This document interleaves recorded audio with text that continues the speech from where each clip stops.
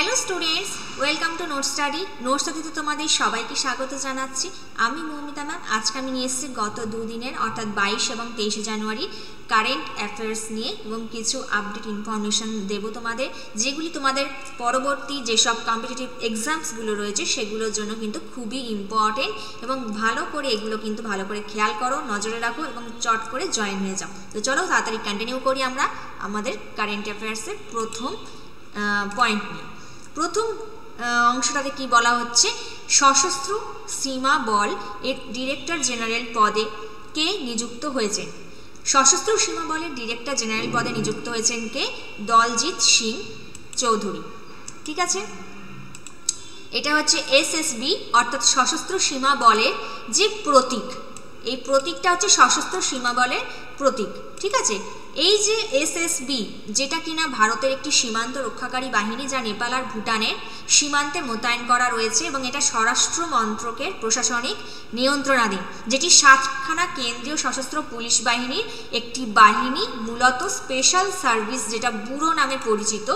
ঠিক আছে, এই ব্যুরো নামে যে স্পেশাল সার্ভিস কমিশনটা রয়েছে, এইখানে কিন্তু এটা 1963 সালে চীন ভারত যুদ্ধের সময় বা যুদ্ধের পরবর্তীকালে শত্রু অপারেশনের বিরুদ্ধে ভারতের সীমান্ত এলাকাগুলিকে শক্তিশালী করার জন্য প্রতিষ্ঠিত হয়েছিল এই এসএসবি বা সশস্ত্র সীমা বল। ঠিক আছে, পরবর্তী যে অংশ বা পরবর্তী যে মেন গুরুত্বপূর্ণ ইনফরমেশন, যেটা 23শে জানুয়ারি নেতাজি সুভাষচন্দ্রের জন্মদিন, তার সাথে সাথে পালন করা হয় কি না পরাক্রম দিবস হিসেবে কিন্তু এই দিনটিকে পালন করা হয়ে থাকে।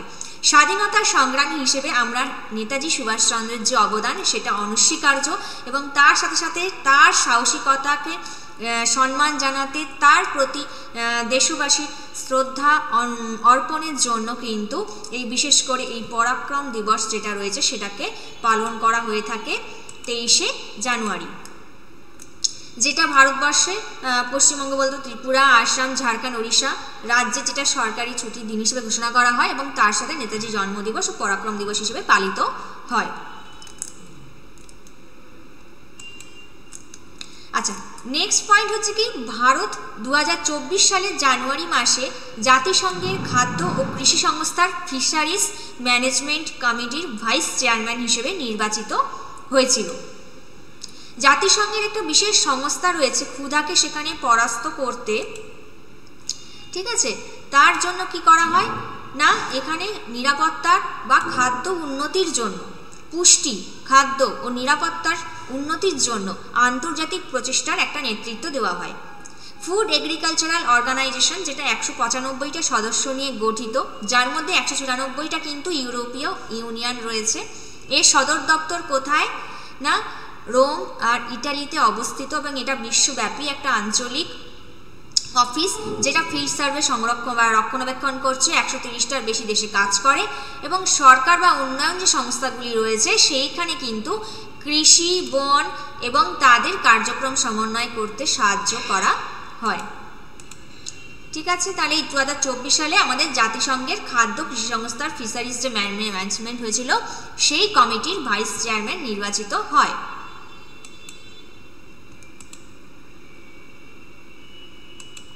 আচ্ছা, পরবর্তী পয়েন্টে যাচ্ছি। গোয়ার মনোহর যেটা international best sustainable airport greenfield airport award জিতল। ঠিক আছে, গোয়ার যে মনোহর ইন্টারন্যাশনাল এয়ারপোর্ট রয়েছে সেটা গ্রিনফিল্ড এয়ারপোর্টের অ্যাওয়ার্ড জিতেছে। গোয়া জিএমআর এই এয়ারপোর্টটি বিমানবন্দর পরিকাঠামোর একটা সহায়ক সংস্থা এবং অ্যাসোচামের 14তম আন্তর্জাতিক সম্মেলন কাম অ্যাওয়ার্ড ফর সিভিল অ্যাভিয়েশনে 2023-এ বিমান চলাচলের স্থায়িত্ব এবং পরিবেশের অধীনে সেরা টেকসই গ্রিনফিল্ড বিমানবন্দর হিসেবে পুরস্কার জিতেছে। ঠিক আছে, আচ্ছা, পরবর্তী পয়েন্ট হচ্ছে কি, 2023 সালে ভারতের প্রজাতন্ত্র দিবসে ভারতবর্ষের প্রধান অতিথি হয়ে কে এসেছিলেন বলতো? এসেছিলেন হচ্ছে অতিথি হিসেবে ইজিপ্টের রাষ্ট্রপতি আবদেল ফিতা এলসিসি। ইনি হচ্ছে ইজিপ্টের রাষ্ট্রপতি। ঠিক আছে, যিনি কিনা প্রধান অতিথি হিসেবে প্রজাতন্ত্র দিবসের দিনে 2023 সালে এসেছিলেন। আচ্ছা, পরবর্তী পয়েন্ট হচ্ছে ইন্টারন্যাশনাল ক্রাফট সামিট এর উদ্বোধন করলেন কে? ইন্টারন্যাশনাল ক্রাফট সামিটের উদ্বোধন করলেন উড়িষ্যার মুখ্যমন্ত্রী নবীন পট্টনায়ক। ঠিক আছে, এই যে এবার সামিটটা করা হয়েছে সেটি কেন গুরুত্বপূর্ণ? ওড়িশার জাজপুরে আন্তর্জাতিক ক্রাফট সামিটের উদ্বোধন করলেন মুখ্যমন্ত্রী নবীন পট্টনায়ক। এই শীর্ষ সম্মেলনটি একটি গুরুত্বপূর্ণ সাংস্কৃতিক মাইলফলক হিসেবে কাজ করে, যা সারা বিশ্ব থেকে কারিগর, সংস্কৃতি উৎসাহী যারা রয়েছে এবং শিল্পীদেরও কিন্তু এখানে একত্রিত করা হয়।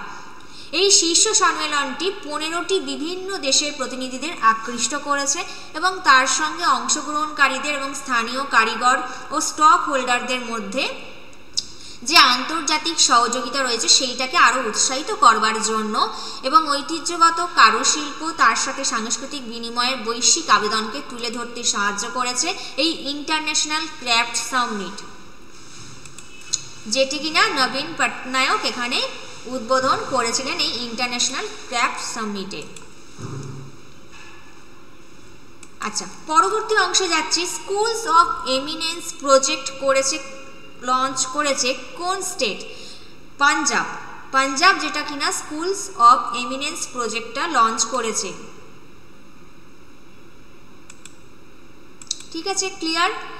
তো এই যে বিষয়গুলো বলছি এগুলো কিন্তু খুব ভালো করে খেয়াল করো, এগুলো কিন্তু তোমাদের এক্সামের জন্য প্রত্যেকটাই একদম গুরুত্বপূর্ণ ইনফরমেশন হিসেবে কাজ করবে। ঠিক আছে, আচ্ছা, এই যে প্রজেক্টটা করেছে স্কুলস অফ এমিনেন্স প্রজেক্ট, এই প্রজেক্টের মূল ভিত্তি কি? এই 5টা স্তম্ভের উপর ফোকাস করে এই প্রজেক্টটা, যেটা অবকাঠামো, শিক্ষাবিদ, মানব সম্পদ ব্যবস্থাপনা, তার সাথে সাথে বিভিন্ন খেলাধুলা, সহপাঠক্রমিক কার্যাবলী রয়েছে এবং এই সবগুলোর একটা সমন্বয় রূপ, এইগুলোর ওপর মেন ফোকাস করছে এই প্রজেক্টটা এবং তার সাথে কিভাবে শিক্ষাগত পরিবেশ গড়ে তোলা যায় এইটাও কিন্তু এই স্কুলস অফ এমিনেন্স প্রজেক্টের একটা মূল এজেন্ডা বলা যেতে পারে। এর ফলে একটা স্কুল ছাত্রছাত্রীদের মধ্যে একটা শিক্ষাগত বা একটা এডুকেশনাল এনভায়রনমেন্ট তৈরি করা এবং সেই পরিবেশে কার্যকরী সহপাঠক্রমিক কার্যাবলী, তার সাথে বিভিন্ন শিল্পগত দিক, বিভিন্ন ব্যবস্থাপনা, তার সাথে সাথে মানব সম্পদের উন্নয়ন, এই বিভিন্ন প্রকল্পকে এখানে যুক্ত করা হয়েছে। ঠিক আছে, আচ্ছা, এবার আমি আলোচনা করব আগের দিন যে হোমওয়ার্কগুলো দিয়েছিলাম তোমাদের সেইগুলো সম্বন্ধে আমি ছোট করে একটা ইনফরমেশান দিয়ে দিচ্ছি। যেখানে সম্প্রতি প্রয়াত নীলমণি ফুকান কে ছিলেন এটা আমি আগের দিন দিয়েছিলাম। তিনি ছিলেন কি একজন লেখক এবং তার সাথে কিন্তু তিনি জ্ঞানপীঠ পুরস্কারও পেয়েছিলেন। ঠিক আছে, আচ্ছা, পরবর্তী প্রশ্ন কি ছিল? নিউজিল্যান্ডের নতুন প্রধানমন্ত্রী হিসেবে কে নির্বাচিত হয়েছিলেন? নিউজিল্যান্ডের নতুন প্রধানমন্ত্রী হিসেবে নির্বাচিত হয়েছিলেন ক্রিস হিপকিন্স বা ক্রিস্টোফার জন হিপকিন্স। জন্ম কত সালে? 5ই সেপ্টেম্বর 1978।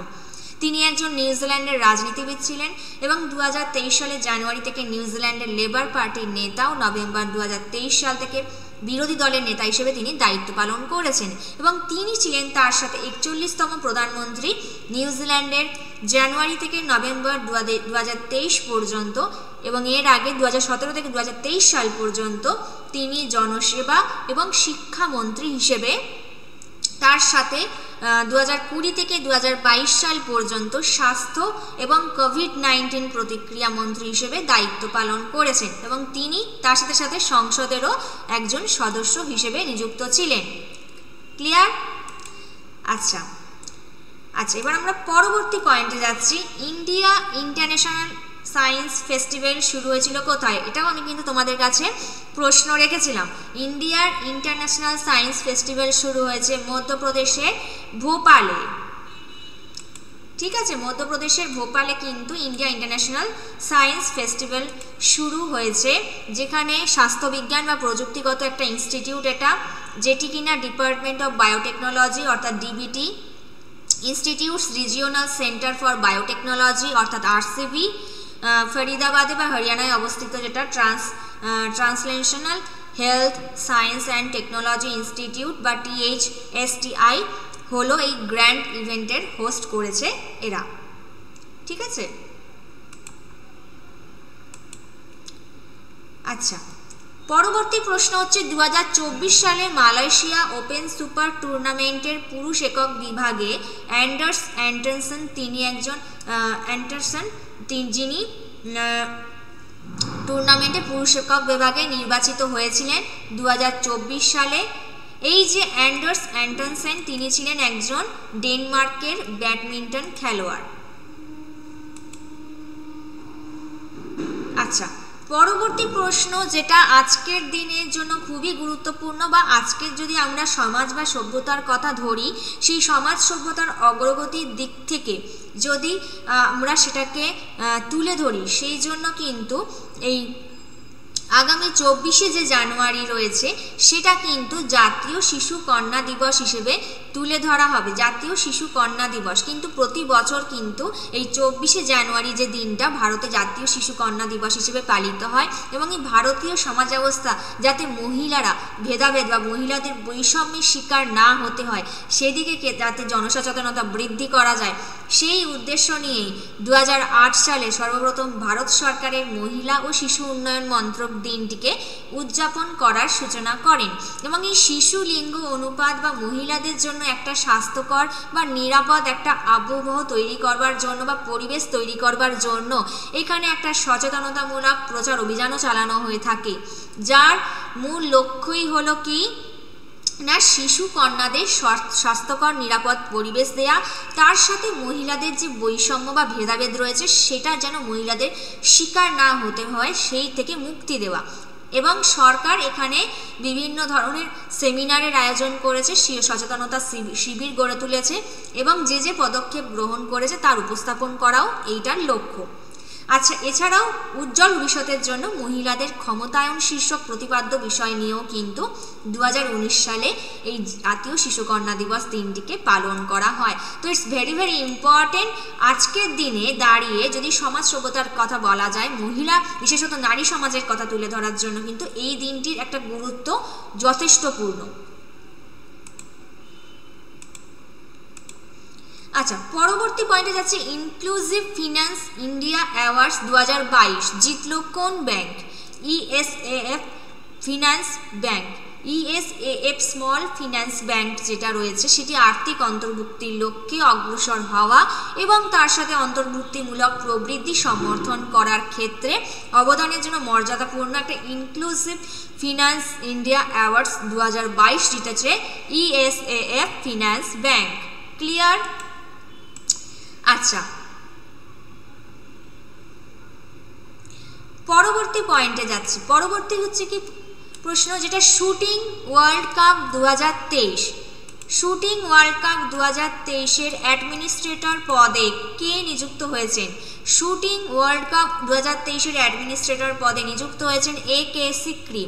দিল্লি হাইকোর্টে সুপ্রিম কোর্টের যেখানে প্রাক্তন বিচারপতি অর্জুন কুমার সিক্রিকে মার্চ মাসে ভারতে অনুষ্ঠিত হতে যাওয়া আসন্ন ইন্টারন্যাশনাল শুটিং স্পোর্ট ফেডারেশন বিশ্বকাপের জন্য তদারকি করবার জন্য একজন প্রশাসক হিসেবে নিযুক্ত করা হয়েছে, এবং যেখানে প্রধান বিচারপতি সতীশ চন্দ্র শর্মা এবং বিচারপতি সুব্রামণিয়াম প্রসাদের ডিভিশন বেঞ্চের এই সিদ্ধান্তটি ন্যাশনাল রাইফেল অ্যাসোসিয়েশন অফ ইন্ডিয়ার দ্বারা কেন্দ্রের তহবিল নিষেধাজ্ঞার উপর একটা আবেদনের পরিপ্রেক্ষিত ছিল হচ্ছে কি কে সিক্রি, যিনি শুটিং ওয়ার্ল্ড কাপের অ্যাডমিনিস্ট্রেটর পদে নিযুক্ত হয়েছেন।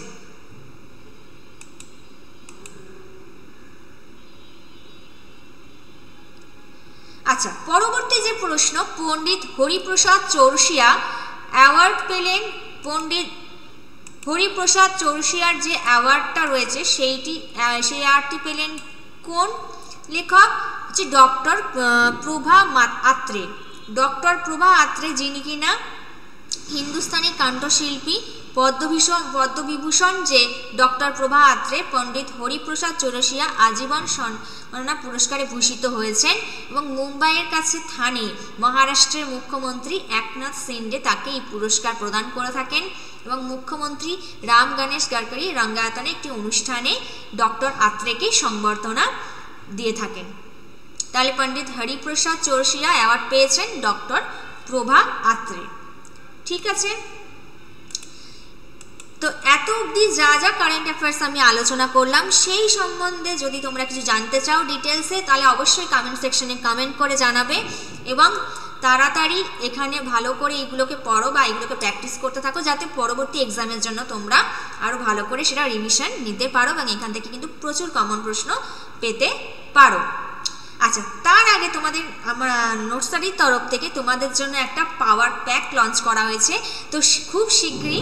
তো এইখানে কি হবে, WBCS কোর্স বাদ দিয়ে সেখানে কিন্তু প্রত্যেকটা কোর্স যেগুলো রয়েছে, ফুড এসআই বলো, মিসলেনিয়াস বলো, তারপর তোমরা রেল, SSC যে কোনো এক্সামের একটা পাওয়ার প্যাক কোর্স লঞ্চ করা হয়েছে, যেটা মাত্র তোমরা 500 টাকাতেই করতে পারবে। ঠিক আছে, এবং এই 500 টাকাতেই তোমাদের 1 বছর, কোনোটা 6 মাস কোর্স। আর এর সাথে কিন্তু তার সাথে তোমরা স্টাডি মেটেরিয়াল পাবে, বিভিন্ন কোশ্চেন অ্যান্সার সলভের PYQ কোশ্চেন সেট পাবে এবং প্রচুর তোমরা এখানে রেকর্ডিং ক্লাস করতে পারবে বা লাইভ ক্লাস করতে পারবে। যদি তোমরা লাইভ ক্লাসে অ্যাটেন্ড করতে না পারো, সেক্ষেত্রে রেকর্ডিং তোমরা পেয়ে যাবে সঙ্গে সঙ্গে, সেখানে পরবর্তী সময় তোমরা সেটা ভালো করে প্র্যাকটিস করতে পারবে। তো তাড়াতাড়ি তোমরা জয়েন হয়ে যাও এবং এই রকম সুযোগ কিন্তু আর পাবে না, খুব তাড়াতাড়ি এখানে জয়েন হয়ে যাও। ঠিক আছে, এবং এই কোর্সটা পেতে গেলে যাতে তোমাদের পরবর্তী যে কম্পিটিটিভ এক্সামগুলো দিতে যাবে তার জন্য কিন্তু খুবই সুবিধা হবে। সেখানে মাত্র তোমাদের ফিস নেওয়া হচ্ছে মাত্র 500 টাকা এবং তার যে ভ্যালিডিটি, কোনোটা 6 মাস বা কোনোটা 1 বছর, এবং টোটাল প্যাকেজটাই কিন্তু তোমরা এখান থেকে পেয়ে যাবে। তো প্লিজ দেরি করবে না, একদম তাড়াতাড়ি, খুব তাড়াতাড়ি জয়েন হয়ে যাও এবং সেখানে এই পাওয়ার প্যাকে তোমরা অ্যাডমিশন হয়ে যাও। আচ্ছা, এই পরবর্তী যে আমাদের কারেন্ট অ্যাফেয়ার্সের জন্য কালকের জন্য আমি কিছু হোমওয়ার্ক দিয়ে রাখছি তোমাদের, পরবর্তী ক্লাসে বা পরবর্তী দিন আমি তোমার সাথে সেটাকে কমেন্ট সেকশনে জানিও। প্রথম প্রশ্ন আমি দিয়ে রাখলাম, ভারতের গভীরতম মেট্রো স্টেশন কোথায় তৈরি করা হবে? বিশ্বের শক্তিশালী ব্র্যান্ডের তালিকায় জিও কোম্পানির স্থান কোন জায়গায় রয়েছে? আর 2025-এর মধ্যে ভারতের প্রথম গ্রিন এনার্জি স্টেট হওয়ার টার্গেট করছে কোন স্টেট, বা গ্রিন এনার্জি স্টেট হওয়ার টার্গেট করছে কোন রাজ্য? ঠিক আছে, তাহলে এই 3টে প্রশ্ন তোমাদের কাছে হোমওয়ার্ক রইল, অবশ্যই কমেন্ট সেকশনে কমেন্ট করে জানাবে। আর আমাদের এই কারেন্ট অ্যাফেয়ার্সের আপডেট প্রত্যেক দিন তোমাদের কাছে যায়, প্রত্যেক দিন রাত্রিবেলা। তো তাড়াতাড়ি জয়েন হয়ে যাও এবং সেগুলোকে ভালো করে ফলো করবে এবং লাইভ ক্লাসে জয়েন থাকবে, তাহলে দেখবে তোমাদের প্রচুর প্রচুর ইনফরমেশান তোমরা পেতে পারো এখান থেকে, যেগুলো কমন আসতে পারে কিন্তু তোমাদের এক্সামের জন্য। তো আজকের মতো এইটুকু রইল, বাকি আবার পরবর্তী কালকে দেখা হবে আরও প্রচুর গুরুত্বপূর্ণ ইন্টারেস্টিং ইনফরমেশান নিয়ে তোমাদের সাথে আমি আরও ডিটেলস আলোচনা করতে চলে আসবো। ততটুকুন পর্যন্ত আরও ভালো করে প্র্যাকটিস করো, ভালো করে পড়াশোনা করো। All the best.